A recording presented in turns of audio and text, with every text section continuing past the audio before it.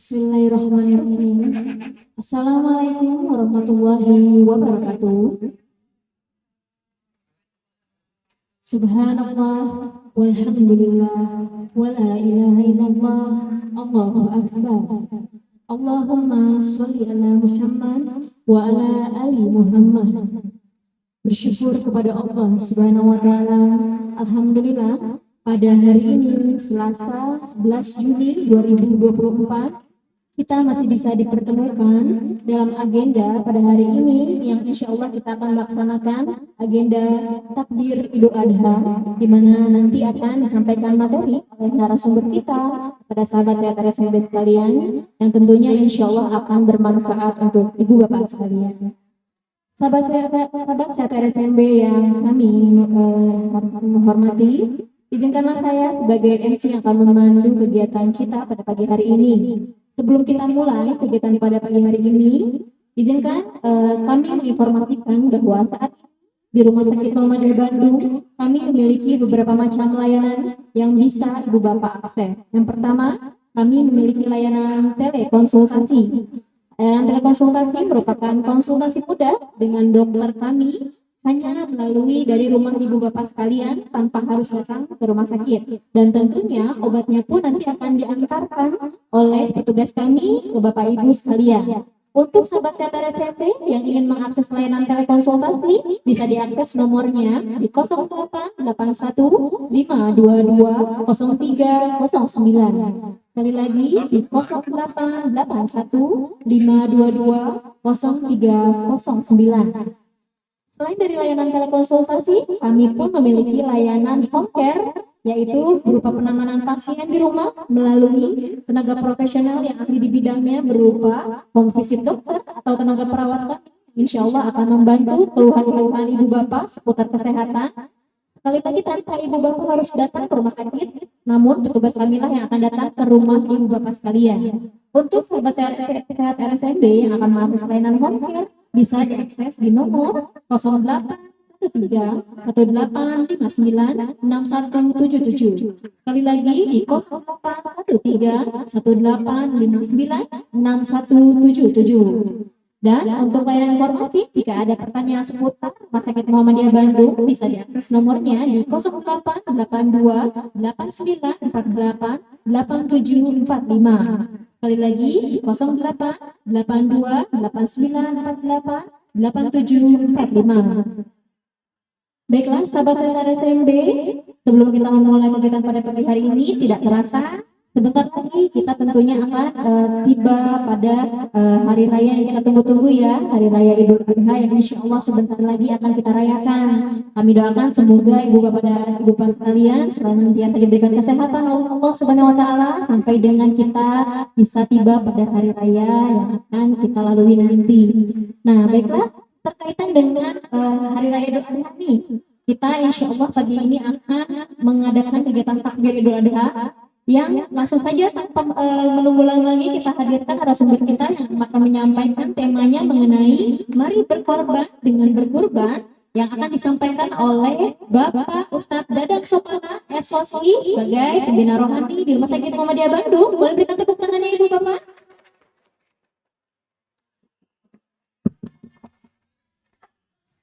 Baik, terima kasih. Bismillahirrahmanirrahim. Assalamualaikum warahmatullahi wabarakatuh. Subhanallah walhamdulillah wa la ilaha illallah Allahu akbar. Allahumma shalli ala Muhammad wa ala ali Muhammad. Qala Allah ta'ala fi kitabihil karim, a'udzu billahi minasyaitonir rajim. Bismillahirrahmanirrahim. Inna a'tainakal kautsar As-solli li rabbika wanhar inna syani'aka huwal abtar. Shadaqallahul azim. Bapak, Ibu, hadirin sahabat RSMB yang berbahagia, bersyukur kepada Allah Subhanahu wa taala. Alhamdulillah di pagi hari ini Allah masih memberikan kesempatan pada kita untuk silaturahim, bermuajahah, bertolabul ilmi di Poliklinik Rumah Sakit Muhammadiyah Bandung. Salawat dan salam semoga Allah mencurah limpahkannya pada junjungan kita Nabi Muhammad Sallallahu Alaihi Wasallam, pada keluarganya, sahabatnya, tabi'in-tabi'annya, hingga kepada kita selaku umatnya yang senantiasa taat dan baiat atas ajarannya. Bapak, Ibu hadirin, sahabat KSMB, alhamdulillah kita sudah memasuki bulan Zulhijjah atau yang sering kita kenal dengan bulan haji. Dan alhamdulillah saudara-saudara kita yang berkemampuan secara materi, tenaga, pikiran sudah menginjakkan kakinya di Masjidil Haram, di Mekah ataupun juga di Madinah.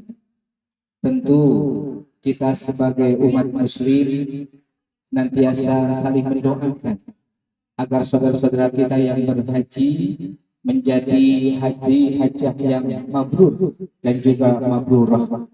Dan insya Allah kita pun yang sangat mendambakan ingin berangkat berhaji, mudah-mudahan Allah Subhanahu wa Ta'ala berikan kesempatan, kekuatan, dan juga kesehatan untuk kita bisa berhaji di tahun yang akan datang.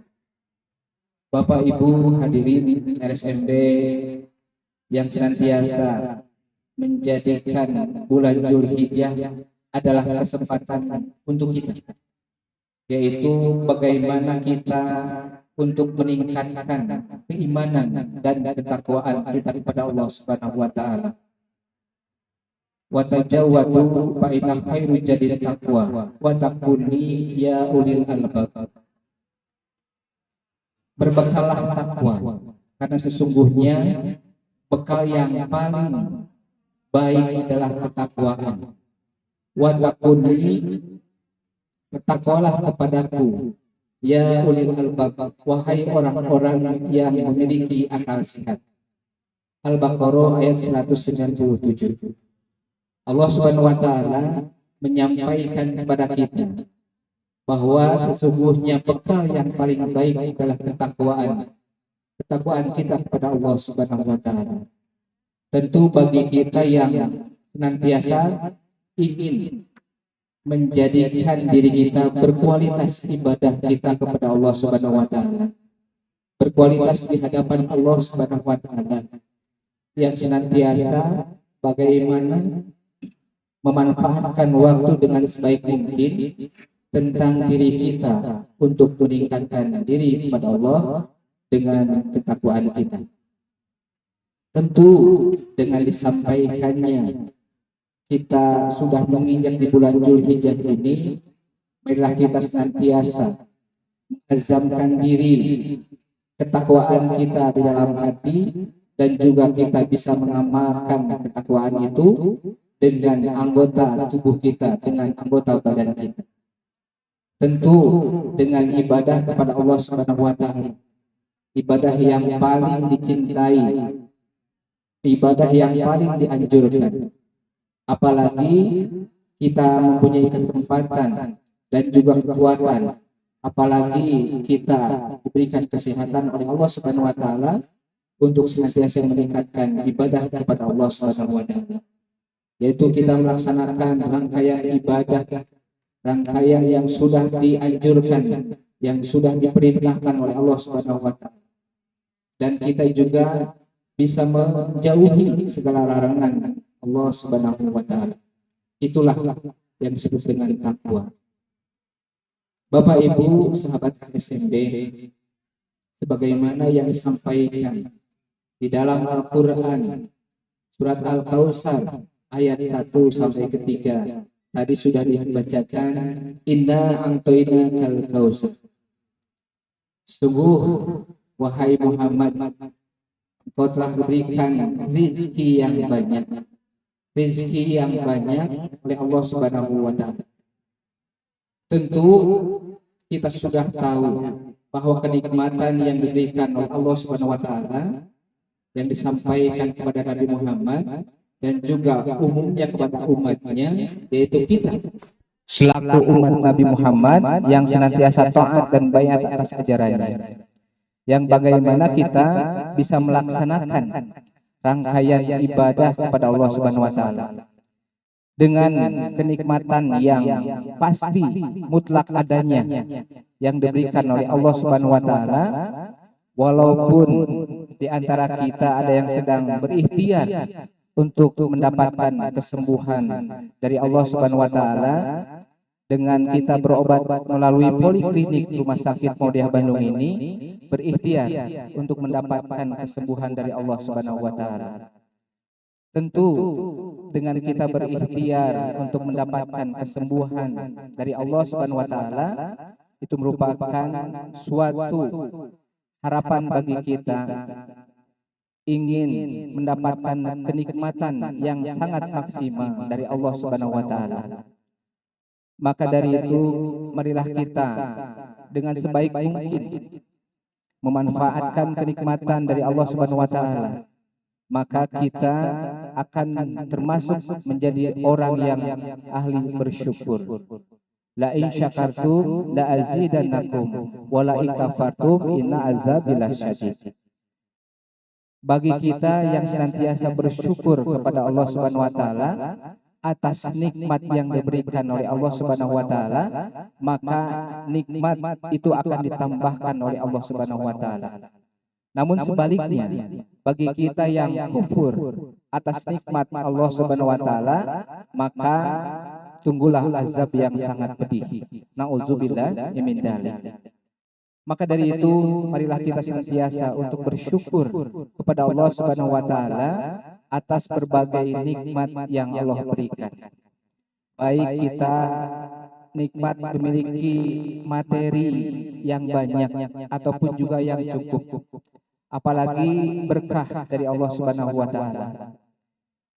Allah memberikan kenikmatan memiliki keluarga yang sakinah, mawadah dan warahmah. Memiliki anak yang soleh-solehah. Itu merupakan kenikmatan dari Allah Subhanahu wa taala. Maka bagi kita yang senantiasa bersyukur kepada Allah Subhanahu wa taala atas nikmat yang diberikan, insyaallah Allah akan senantiasa memberikan tambahan atau menambahkan kenikmatan-kenikmatan itu kepada kita semuanya. Hadirin Bapak Ibu sahabat RSMB, Fasholli li rabbika wanhar. Maka ketika kita sudah menjadikan kenikmatan dari Allah Subhanahu wa taala ini menjadi peluang bagi kita untuk bagaimana kita melaksanakan rangkaian perintah dari Allah Subhanahu wa taala. Ada dua yang disampaikan di dalam Al-Qur'an surat Al-Kautsar ayat kedua ini. Yang pertama adalah kita melaksanakan sholat. Sholat merupakan tiangnya agama, ataupun sebagai bagaimana kita menjadikan sholat itu sebagai untuk mencegah perbuatan keji dan munkar. Perbedaan antara umat muslim dengan yang lainnya adalah tentu dengan kita melaksanakan sholat. Maka marilah kita senantiasa untuk melaksanakan sholat kepada Allah Subhanahu wa taala. Baik itu yang dinamakan dengan yang wajib, yang mahdoh, ataupun yang sunnah, ghair mahdoh. Bagaimana kita melaksanakan rangkaian ibadah kepada Allah Subhanahu wa taala? Tentu diantaranya dengan melaksanakan sholat. Tentu kita melaksanakan sholat yang 5 waktu. Maka Allah berikan tambahan kepada kita untuk senantiasa meningkatkan kenikmatan kita melalui ibadah sholat kita. Allah sediakan sholat yang sunnah, baik tahajud ataupun juga yang lainnya. Inilah bagaimana ibadah kepada Allah Subhanahu wa taala dengan melalui sholat. Lalu yang kedua adalah ibadah kita melalui kurban. Allah Subhanahu wa taala sudah memberikan kesempatan kepada kita sudah memasuki bulan Zulhijjah. Maka bagi kita yang memiliki kemampuan secara materi, waktu, pikiran dan lain sebagainya marilah kita untuk melaksanakan kurban. Allah Subhanahu wa taala tentu menyampaikan ini adalah ibadah yang sangat dianjurkan atau sunnah muakkad, bagaimana dianjurkan oleh Nabi kita. Sejarah menyampaikan Nabi Ibrahim dan Nabi Ismail tentu disampaikan pada zaman Nabi Muhammad SAW untuk kita melaksanakan ibadah, khususnya ibadah kurban. Inilah bagaimana Allah menyampaikan pada kita di dalam Al-Quran. Al-Kautsar ini tentu yang kedua adalah kita melaksanakan kurban. Maka dari itu, marilah kita bagi yang berkesempatan memiliki harta yang lebih ataupun juga memiliki waktu yang luang dan bahkan berkesempatan untuk berkurban. Dengan adanya berkurban, kita berkorban untuk orang lain yang sangat membutuhkan. Bagaimana kita melaksanakan kurban melalui hewan yang sudah disampaikan oleh Nabi kita, baik itu seekor sapi, unta, kambing dan lain sebagainya. Inilah bagaimana kita menyempatkan diri berkorban melalui berkurban. Tentu dengan kita berkorban materi kita, berkorban waktu kita, dan juga berkorban pikiran kita untuk berkurban, khairun nas anfa'uhum linnas. Sebaik-baiknya manusia adalah yang bermanfaat bagi manusia yang lainnya. Tentu dengan pelaksanaan kita melaksanakan kurban adalah memberikan manfaat bagi saudara-saudara kita.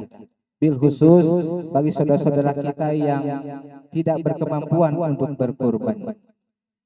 Bapak Ibu hadirin sahabat PSFB, bagaimana Allah menyampaikan di bulan Zulhijjah bagi kita untuk berkurban, tentu adalah perintah dari Allah Subhanahu wa taala agar kita dekat dengannya. Di dalam bahasa Arab, kurban itu adalah salah satu memiliki bahasa atau memiliki arti yang sangat dekat dengan Allah Subhanahu wa taala. Qaruba yaqrubu kurban, yang artinya adalah dekat. Bagaimana kita ingin dekat dengan Allah Subhanahu wa taala? Tentu yang pertama tadi kita melaksanakan ibadah sholat, yang kedua adalah kita melaksanakan ibadah kurban. Dua rangkaian ibadah ini adalah yang senantiasa kita laksanakan. Yang pertama adalah sholat, bagaimana sebagai kewajiban kita. Dan bagi yang berkemampuan untuk melaksanakan kurban, dipersilakan untuk mendekatkan diri kepada Allah Subhanahu wa taala melalui ibadah yang dua itu.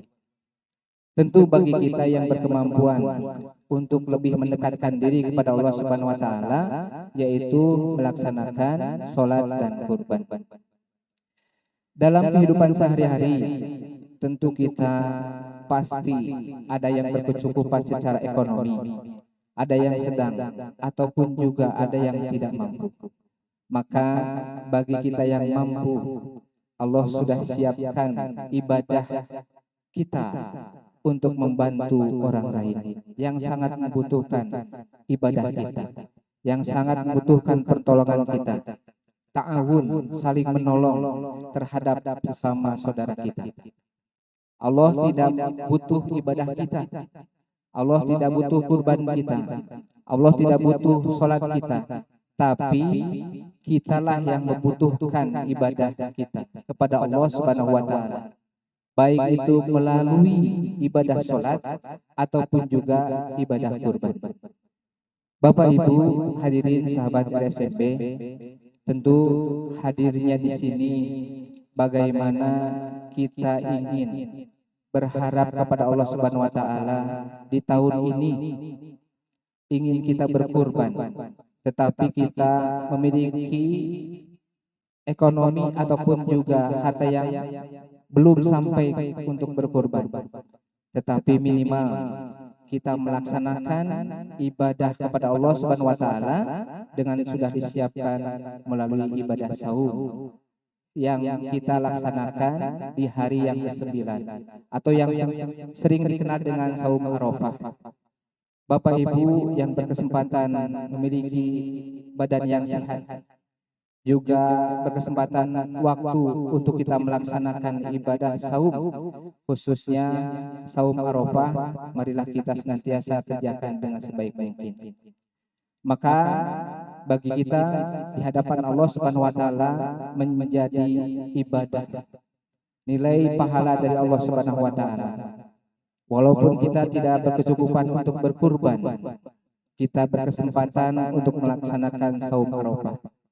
Maka dari itu, marilah kita senantiasa untuk menyempatkan diri, baik waktu, khususnya kita melaksanakan saum Arafah, bagaimana kita laksanakan dengan sebaik mungkin. Bapak Ibu hadirin sahabat SMP, tentu hadirnya bulan Zulhijjah merupakan keberkahan bagi kita semuanya, baik yang berkurban ataupun juga bagi kita sebagai umat Nabi Muhammad SAW. Dengan adanya berkurban memiliki dua dimensi. Yang pertama adalah dimensi horizontal, bagaimana hablum minallah, hubungan kita dengan Allah Subhanahu wa taala. Tentu ibadah kita melalui kurban ingin mendekatkan diri kepada Allah Subhanahu wa taala. Hubungan kita dengan Allah Subhanahu wa taala haruslah baik. Dengan kita melaksanakan segala perintahnya dan juga menjauhi segala larangannya. Inilah yang disebut dengan ketakwaan. Bagaimana kita horizontal, ibadah kita hubungannya langsung dengan Allah Subhanahu wa taala. Dengan kita dekat dengan Allah Subhanahu wa taala melalui zikir, ibadah sholat kita, dan bahkan melaksanakan berkurban, itu disebut dengan kita dekat dengan Allah Subhanahu wa taala. Taqarrub ilallah, mendekatkan diri kepada Allah Subhanahu wa taala. Tentu hablum minallah, kita harus baik dengan Allah Subhanahu wa taala. Secara otomatis ketika kita baik hubungannya dengan Allah Subhanahu wa taala sebagai Sang Kholik, sebagai pencipta kita, sebagai yang memberikan nikmat, yang menjaga kita di pagi hari, siang hari, malam hari, setiap hari Allah tidak tidur menjaga kita. Maka kewajiban kita dekat dengan Allah Subhanahu wa taala melalui ibadah kita. Lalu yang kedua adalah dimensi sosial. Dimensi sosial vertikal, kita hubungannya dengan manusia. Hablum minan nas. Tentu dengan kita hubungannya baik dengan Allah Subhanahu wa taala, maka vertikal kita, hubungan kita dengan sesama manusia, tentu ibadah secara sosial, baik dengan sesama kita. Karena ibadah kurban itu mengajarkan dua dimensi itu, hablum minallah dan juga hablum minan nas. Inilah bagaimana Allah menyampaikan kepada kita dua dimensi ini. Tentu dengan adanya ibadah kurban, khususnya bagi kita yang berkemampuan, hablum minallah, hablum minan nas, itu adalah dua dimensi yang sangat luar biasa bagi kita semuanya. Tentu keberkahan rahmatan lil alamin yang sudah disampaikan oleh Nabi kita tidak hanya bagi kita sebagai seorang muslim, tetapi saudara kita yang non muslim pun mendapatkan rahmat bagi kita semuanya, untuk bagaimana sebagai ladang dakwah menyampaikan insyaallah dengan hadirnya kurban ini, dimensi sosial, menyampaikan kepada saudara-saudara kita bahwa kita sudah berkorban melalui kurban itu, menyampaikan ibadah sosial, hubungan kita dengan manusia, baik dengan sesama ataupun juga dengan yang saudara-saudara kita berbeda agama. Hadirin Bapak Ibu, sahabat RSNB, bagaimana kita menjadikan ibadah kita khususnya kurban lebih dekat dengan Allah Subhanahu wa taala. Tentu dengan kita melapangkan rezeki kita, meluangkan waktu kita untuk senantiasa beribadah kepada Allah Subhanahu wa taala dengan ikhlas, dengan penuh rasa tanggung jawab.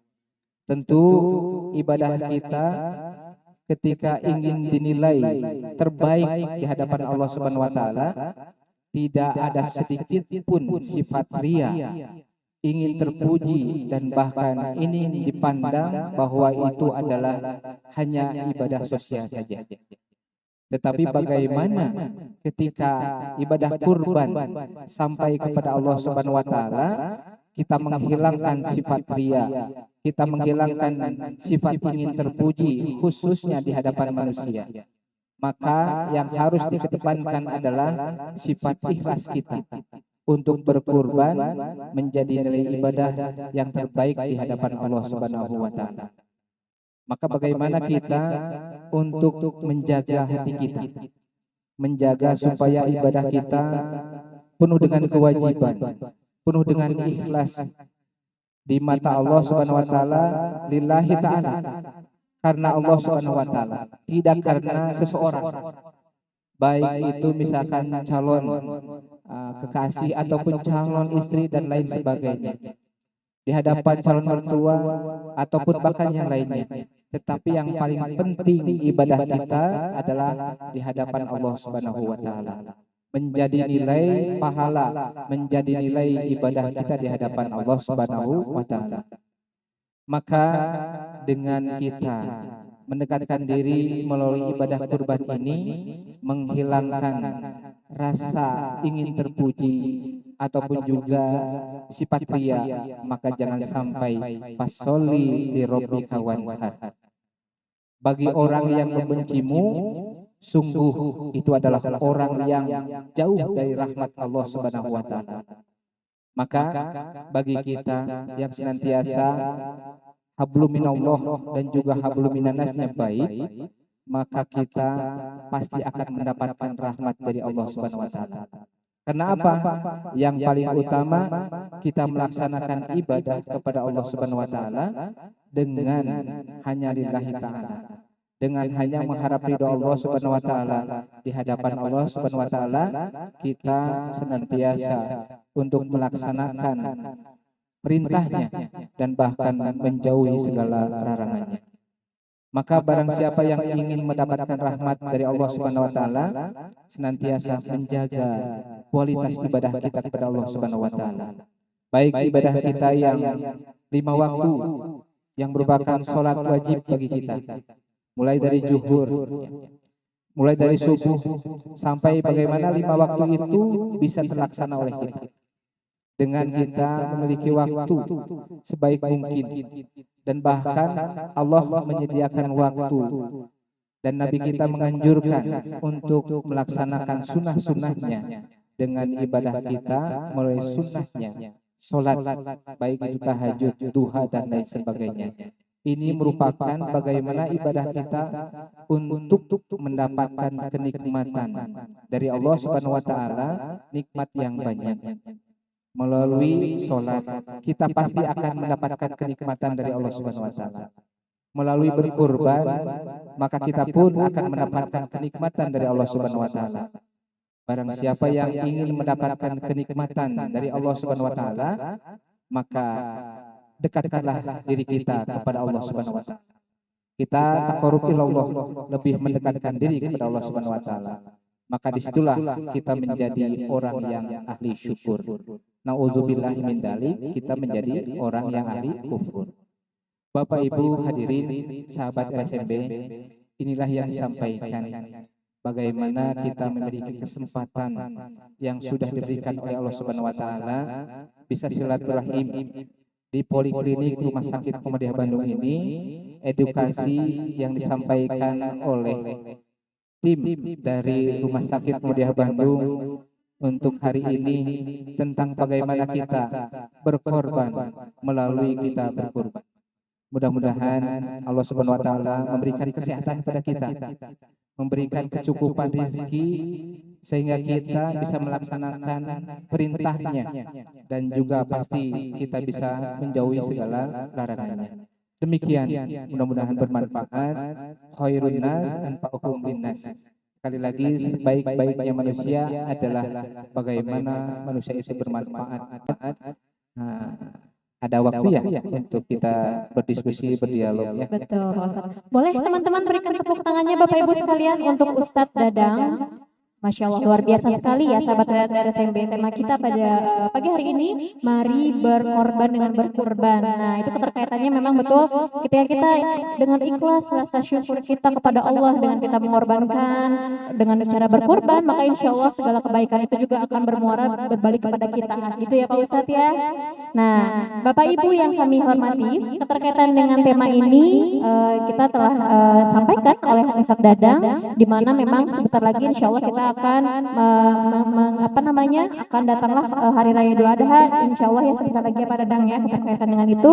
Apakah ada yang ingin ditanyakan Bapak Ibu? Boleh, Ibu boleh bertanya, semangat sekali Ibu, boleh ke depan Ibu, ayo Ibu. Awas Ibu, ada kabel ya, boleh Ibu bergabung dengan kami. Di sini Ibu, nah sedang di live. Dengan Ibu siapa dan dari mana Ibu? Dengan Ibu Awang Nawangsih dari Kujang Sari, Bandung Kidul. Ya. Ibu Awang dari Kujang Sari, Bandung Kidul ya. Boleh Ibu langsung pertanyaannya kepada Pak Ustadz. Assalamualaikum Ustaz. Waalaikumsalam. Saya mau bertanya perkara kurban. Beberapa tahun yang lalu di masjid kami di Nurul Hasanah tidak menyembelih di tempat, biasanya ada di halaman masjid nyembelih itu. Tapi kami menyembelihnya di pemotongan hewan di Balai Endah. Yang berkurban ada yang mau ikut ke pemotongan hewan itu atau mau diwakilkan ke ustadz atau ke panitia yang itu. Apakah itu sah atau diperbolehkan tidak disembelih di tempat, karena yang biasa menyembelih Bapak Haji Suhali sudah wafat, terus ada Pak Haji Maman juga udah usia 70 tahun, jadi regenerasinya tidak ada di masjid kami. Itu saja Ustaz. Amin. Terima kasih Bu Awang atas pertanyaannya. Baik Bapak Ibu sekalian, khususnya Ibu Awang yang telah bertanya bagaimana penyembelihan itu ketika tidak dilakukan atau tidak dilaksanakan sebagaimana mestinya, yang biasanya di masjid sesuatu tempat yang sudah disediakan, tetapi tidak ada yang bisa menyembelihnya. Nah, apakah bisa dilaksanakan ketika hewan kurban itu disembelihnya di beda tempat dan juga disampaikan atau diamanatkan kepada kalau kita istilahnya tukang jaga ya, atau tempat pemotongan hewan, baik itu hewan kurban ataupun juga hewan yang lain. Kalau kita lihat kondisi masjid setempat tidak ada yang bisa menyembelih, artinya darurat, dan sudah ada ijab kabul dari yang budohi yang menitipkan hewan kurbannya untuk berkurban di masjid tertentu, misalkan di masjid ibu, tetapi tidak dilaksanakan karena tidak ada yang menyembelihnya. Maka penyembelihan ataupun ibadah kurban ini tidak dibatasi oleh tempat ataupun juga waktu. Ketika Allah Subhanahu wa taala menyiapkan tempat itu bisa dipotong hewan kurban, maka disembelihlah hewan kurban itu di tempat itu. Baik itu di masjid ataupun di lapangan kalau ada yang sudah bisa menyembelih. Artinya panitia sudah menyiapkannya. Nah, ketika tidak ada yang bisa menyembelih di masjid itu, ketika ada ijab kabul ataupun menitipkan, panitia itu menyampaikan kepada mudohi yang menitipkan hewan kurbannya bahwa pemotongan penyembelihan hewannya di tempat yang berbeda. karena ada pemotongan hewan ataupun yang disebut dengan tukang jaga, maka itu diperbolehkan, sangat diperbolehkan. Tadi yang paling mutlak kita berkurban adalah ijab kabulnya kepada panitia dan kita melaksanakan ibadah kurban itu dengan ikhlas. Insya Allah.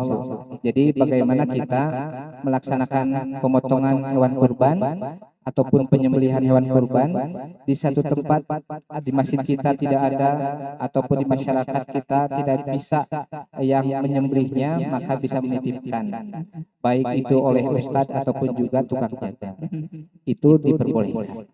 Syukran kasih. Amin. Assalamualaikum Itu aja. warahmatullahi Waalaikumsalam warahmatullahi wabarakatuh.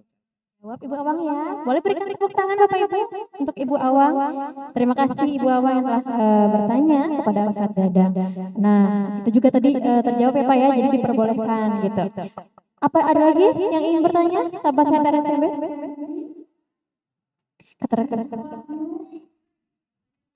Ibu mau boleh. Mari Ibu. Nah, dengan Ibu siapa dan dari mana? Ibu Teti dari Pasundan. Ibu Teti dari Pasundan. Boleh Ibu langsung? Bapak Ustadz yang saya ingin tanyakan, Bismillahirrahmanirrahim. Apakah boleh, misalnya saya sekeluarga sudah berkurban, nah bapak yang sudah meninggal itu belum, apakah boleh yang sudah meninggal atau gimana gitu baiknya? Ya, terima kasih Pak Ustadz. Baik, terima kasih Ibu. Ya, ini adalah pertanyaan yang sering dan bahkan menjadi fenomena ya, dinamika di masyarakat bagi saudara kita atau orang tua yang sudah meninggal tapi belum berkesempatan untuk berkurban. Maka disampaikan oleh Nabi kita bahwasanya Nabi kita senantiasa tidak melewati masa-masa untuk beribadah kurban. Setiap tahun beliau untuk melaksanakan kurban. Maka beliau sampaikan ketika beliau berkurban, ini adalah kurban untuk keluargaku. Dan yang keduanya adalah ini adalah berkurban untuk umatku. Nah, ketika Nabi Muhammad SAW yang senantiasa berkurban setiap tahunnya menyampaikan ini adalah kurban untuk keluargaku, ini adalah kurban untuk umatku, maka di situ ibadah kurban walaupun bagi kita yang belum melaksanakan kurban, maka itu sudah hukum, sudah termasuk beribadah kurban. Misalkan ibu berniat untuk berkurban atas nama almarhum, dipersilahkan. Kalaupun misalkan ibu atas nama ibu sendiri, dipersilahkan. Karena ibadah kurban itu sudah mengalir bagi saudara-saudara kita, baik yang masih ada ataupun yang sudah tiada. Maka ibadah itu, khususnya kurban, itu mengalir bagi keluarga kita. Semua termasuk keluarga kita. Misalkan ibu di rumahnya ada 4 orang, mengalir untuk 4 orang. Walaupun ibadah kurbannya atas nama ibu. Kalaupun ibadah kurbannya atas nama almarhum atau almarhumah, dipersilahkan. Karena tadi patokannya adalah, sumbernya adalah bagaimana kita sampaikan hadis Nabi yang disampaikan tadi. Bagaimana ibadah kurban itu untuk keluargaku, ibadah kurbanku untuk umatku. Jadi yang mengalirnya itu adalah pahalanya, ketakwaannya. Jadi yang menyaksikannya apa? Hewan kurbannya. Baik itu misalkan melalui tanduknya ya, atau misalkan bulunya, ataupun juga kakinya, semua anggota tubuh hewan kurban itu menjadi saksi. Tetapi yang mengalirnya adalah ketakwaan kita. Yang menjadi saksi itu adalah hewan kurban. Jadi pahalanya mengalir kepada saudara-saudara kita, dan bahkan Nabi meniatkan untuk umatnya, mengalirlah ibadah ataupun pahalanya itu kepada seluruh umatnya. Itu Bu, insya Allah. Walaupun Bapak misalkan belum berkesempatan untuk ibadah kurban, tetapi diwakili oleh ibu, ya, keluarganya atau anaknya, bapak yang melaksanakan kurban tahun ini, insya Allah pahalanya ibadahnya mengalir kepada bapak yang walaupun sudah tiada. Itu Bu, insya Allah. Sama-sama Bu, mangga. Alhamdulillah. Waalaikumsalam. Boleh beri tepuk tangan untuk Ibu Teti, terjawab ya Bu ya. Semoga terjawab insya Allah. Begitu ya, diperbolehkan sekali lagi ya Pak ya. Islam itu indah, betul nggak sih Pak? Pak Ustadz, sangat indah ya. Jadi betul-betul kita memang betul-betul harus meresapi dari hati, dari sanubari agar kita juga bisa mengamalkan segala amalan-amalan yang diperintahkan oleh agama Islam. Bapak, aku pengen nanya tapi takutnya masih ada yang nanya ya. Ada yang mau nanya lagi nggak nih Bapak Ibu? Cukup ya? Nggak ada yang nanya ya? Boleh izin Pak Ustadz, saya mau nanya nih. Boleh. Mumpung ada Pak Ustadz nih, kapan lagi kita kan kedatangan Pak Ustadz Dadan.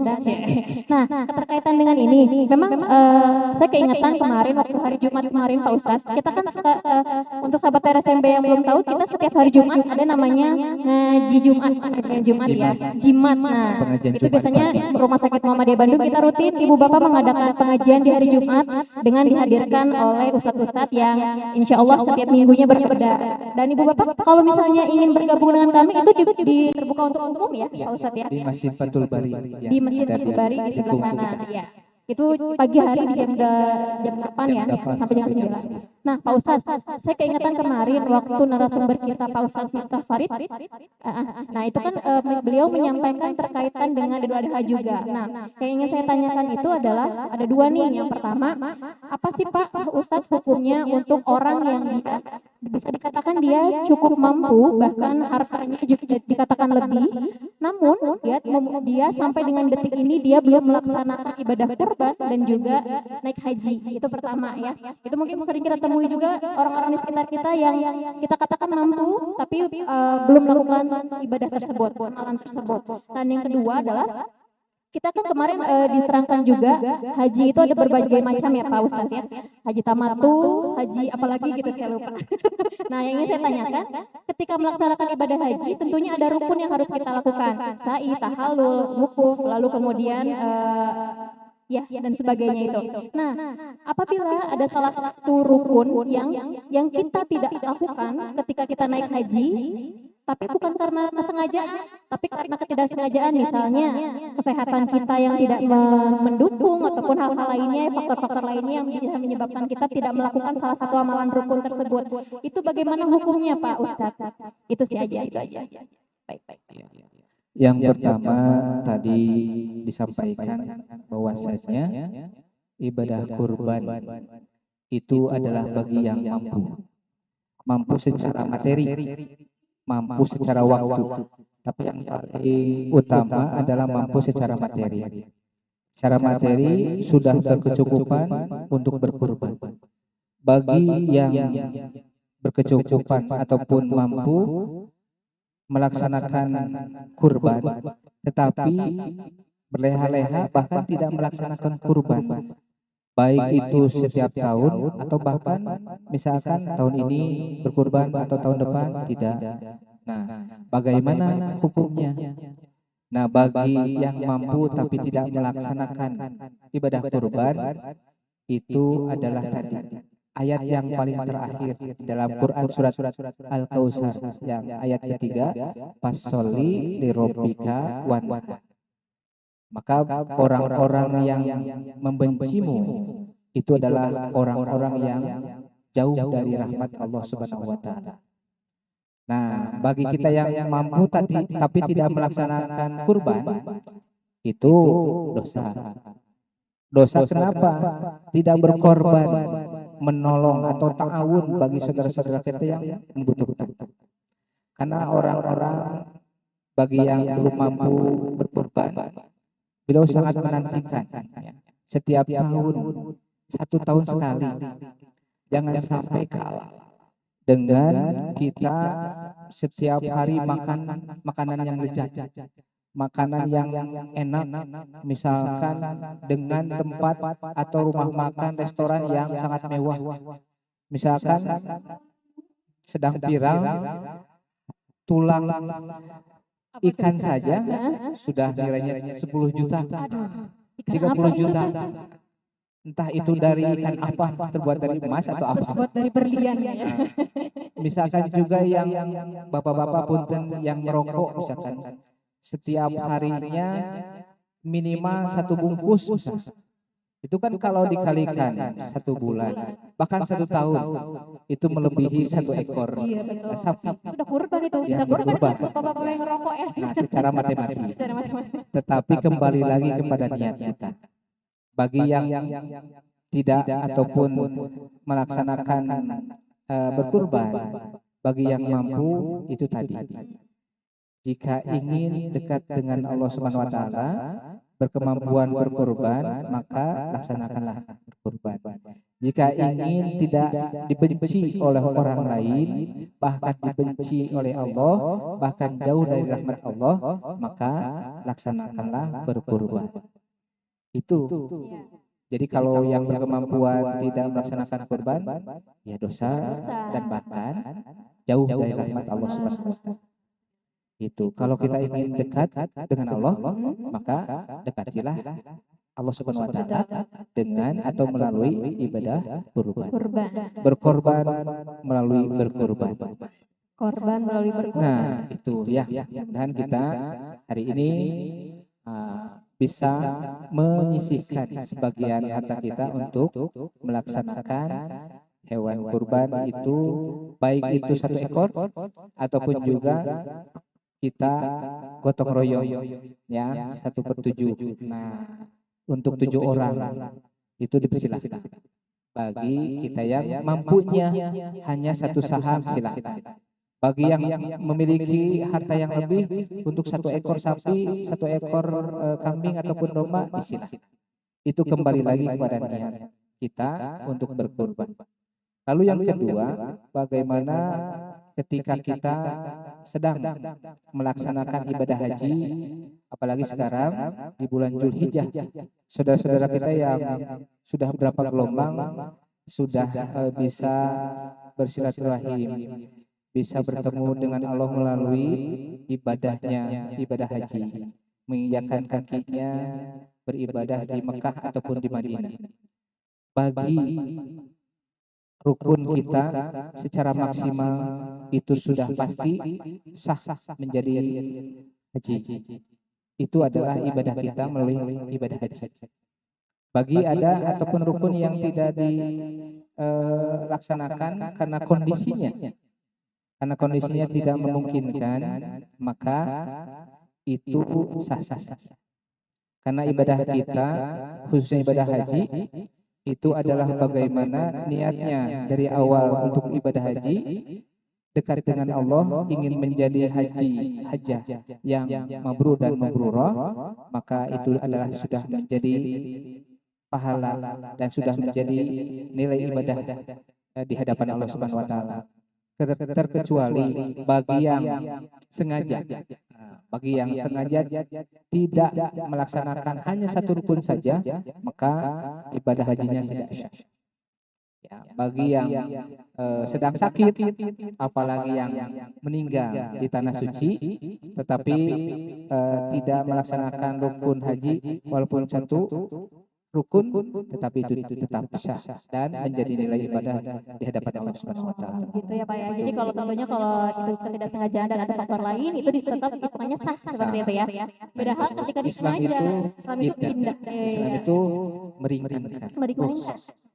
Darurat tidak biasa dilaksanakan, maka Bisa ya berbagai banyak cara ya, tidak menjadi suatu alasan untuk kita memaksimalkan amalan kita tentunya gitu. Baik, Pak Ustadz, tadi Ibu Awang dan Ibu Teti masih ada nggak?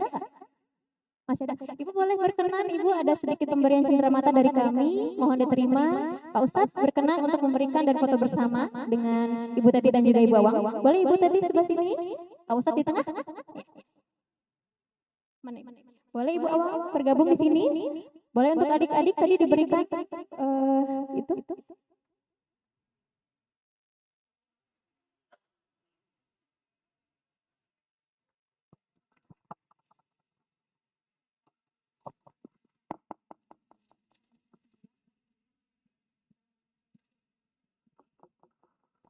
Oke.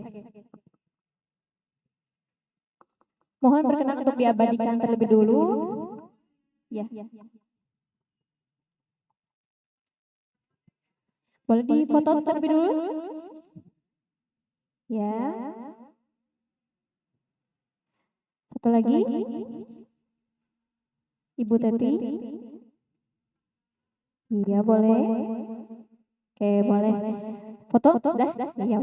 Hatur nuhun Ibu Teti dan juga Ibu Awang. Semoga senantiasa sehat Ibu, dilancarkan segala urusannya.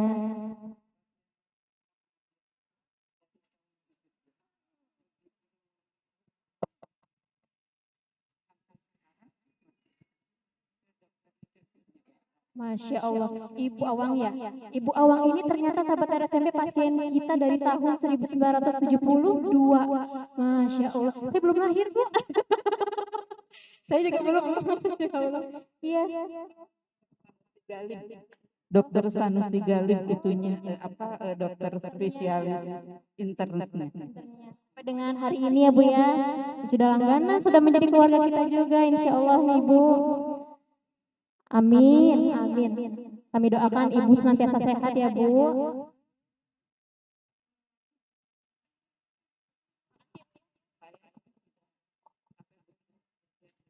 Pas saya sampai ke usia 20, pas saya sampai ke usia 30, pas saya alhamdulillah sekarang udah sampai 71. Iya, iya, saya yakin berobat itu hanya ikhtiar yang menyembuhkan tetap Allah.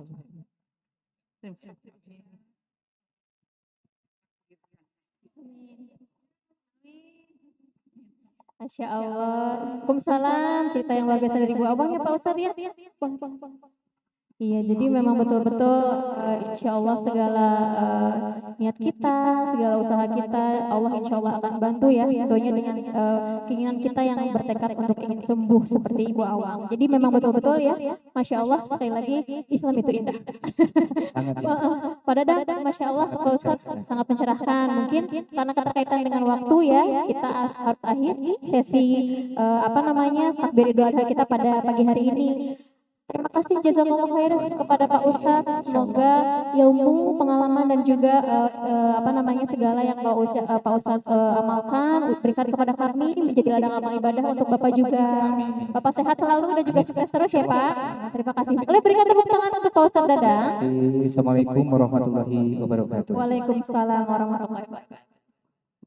Baiklah, sahabat sehat RSMB, tidak terasa waktu telah berada di penghujung acara. Tentunya kami segenap dari Sivitas Rumah Sakit Muhammadiyah Bandung, yaitu terkait unit promosi kesehatan, bersinergi dengan pembina rohani, menjalankan kegiatan pada pagi hari ini tentunya dalam rangka kita akan melaksanakan pelaksanaan Hari Raya Idul Adha nanti. Tentunya semoga Allah Subhanahu wa Ta'ala senantiasa memberikan kita semua umatnya kesehatan baik itu jasmani maupun rohani dan segala aktivitas ibu bapak pada hari ini dilancarkan oleh Allah Subhanahu wa Ta'ala. Baiklah Bapak Ibu yang kami hormati, sedikit informasi juga bahwa sekali lagi kami di Rumah Sakit Muhammadiyah Bandung memiliki beberapa macam layanan informasi, layanan program yang bisa Ibu Bapak akses. Salah satunya adalah kami memiliki layanan telekonsultasi berupa video call dengan dokter tanpa harus datang ke rumah sakit dan nantinya obatnya akan diantarkan. Untuk sahabat sehat RSMB yang belum tahu mengenai layanan telekonsultasi bisa diakses layanannya di 0881 522 0309. Lalu kegiatan yang lainnya adalah kami memiliki program home care di mana pelayanan ini berupa home visit yang dilakukan oleh tenaga profesional kami berupa home visit dokter ataupun perawat yang datang ke rumah. Sekali lagi tanpa ibu bapak harus datang ke rumah sakit. Itu bisa diakses layanannya di 0813 1859 6177. Dan yang terakhir, jika ada pertanyaan lebih lanjut seputar Rumah Sakit Muhammadiyah Bandung bisa diakses di 0882 8948 8745. Baik, sahabat sehat RSMB, akhir kata kita telah berada di penghujung acara. Semoga acara ini bermanfaat untuk kita semua dan sampai kita nanti bertemu di agenda edukasi-edukasi lainnya. Akhir kata, saya Marieta Astriana sebagai MC pamit undur diri. Nasrun minallah wa fatun qarib wa basyiril mu'minin. Wassalamualaikum warahmatullahi wabarakatuh.